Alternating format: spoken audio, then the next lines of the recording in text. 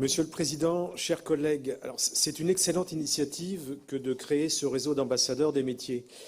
La jeunesse est le moment par excellence de la quête de sens, et entendre un jeune de son âge, ou à peine plus, exprimer la passion qui l'anime pour son métier, pour la satisfaction qu'il en tire, la reconnaissance qu'elle lui apporte, mais aussi la réalité des contraintes qui font la valeur de la maîtrise d'un art, touchera plus certainement encore son destinataire.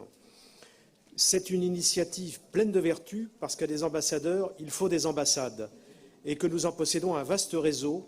Ce sont les lycées, véritables maisons de la région, tout particulièrement dans nos zones rurales pour lesquelles l'engagement a été constant et devra se poursuivre quoi qu'il en coûte. Car si relance il doit y avoir, elle doit concentrer toutes ses forces pour les actions en faveur de la jeunesse. Les jeunes sont touchés, comme tout le monde, par la situation Covid, mais ils en intègrent les violences subies comme constitutives de leur devenir.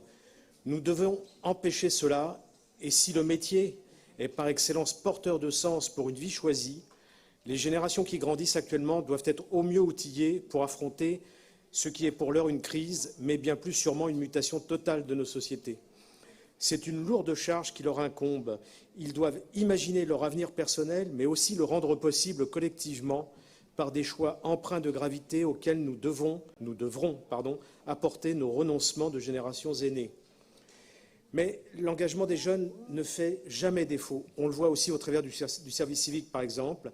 Et il serait très opportun que ce réseau d'ambassadeurs soit, par exemple, l'objet d'un accompagnement par des universitaires, car c'est un véritable compagnonnage qui peut naître de cette initiative et il serait enrichissant d'en connaître plus sûrement les effets.